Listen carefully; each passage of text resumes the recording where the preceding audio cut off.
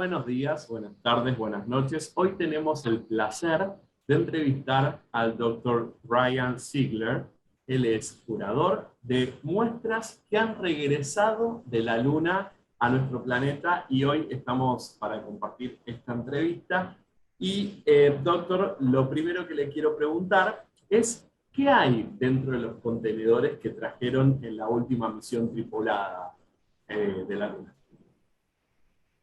So Dr. Zeigler, Mauro is asking, what were the findings, what were inside the canisters that were from the last lunar, crewed lunar lander mission?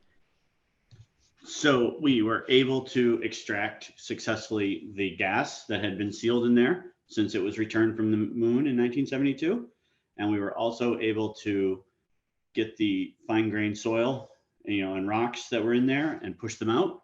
And we've been able to find many different rock types within that core. ¿Y qué representa el estudio de estas canastas, de estos contenedores para la ciencia? And what do these findings represent, the findings from the canisters represent then for the science community in general? A couple of things. It allows us to learn more about the moon from this mission from 50 years ago. So we are getting new science from Apollo, which is exciting. It's also teaching us something important about how to take samples better the next time. So as we get ready to go back to the moon with Artemis, we'll be able to design better canisters to collect the soil, as well as train the astronauts better on how to take the samples as well.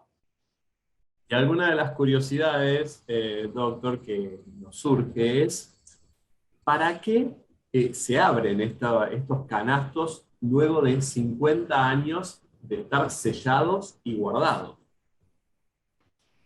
And out of curiosity, why were the canisters opened after 50 years of being, sealed and closed? In other words, why now did we decide to open them? Because we forgot? No, that's not the real answer. There were a couple of reasons. We wanted to give instruments, the instruments we used to study the samples, time to mature.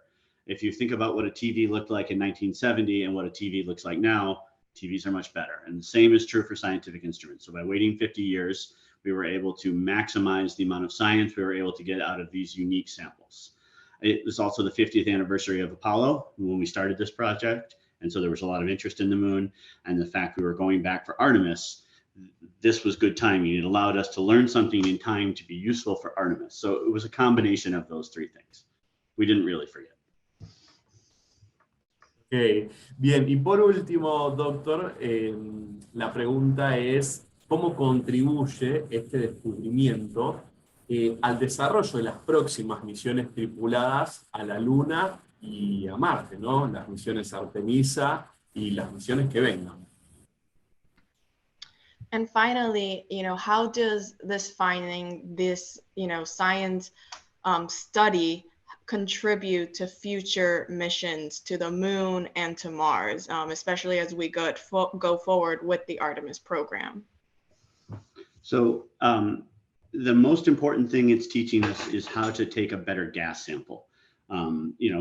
This wasn't a gas sample only, it was a rock sample that might have had gas in it, but especially as we go to places like Mars where there's an atmosphere and we need to bring back sealed parts of that atmosphere, understanding how previous samples taken in that way behaved will help us build a better mousetrap, build a better container for how to take that sample, either when we go back to the moon for Artemis, where we think there'll be volatiles, there'll be gases, more gas at the South Pole, or when we get to Mars when we know there's an atmosphere. And so understanding the engineering that went into these samples from 50 years ago, what worked well, what didn't work well, and that'll let us build a better container for the future. Bien. Y doctor, ¿tienen alguna protección especial ustedes para manipular este tipo de objetos? And for you particularly and your colleagues, do you guys have to have some special type of protection to handle, you know, the canisters and the equipment and what's inside of them? We do, but it's not to protect us, it's to protect the samples. So the samples are only handled inside glove boxes, inside of clean rooms. And then to keep the rooms clean, we wear bunny suits, these full white polyester jumpsuits with little hats and gloves and everything. And then we work inside the cabinets. And so, so we do wear protective gear, but it's to protect the samples, not us.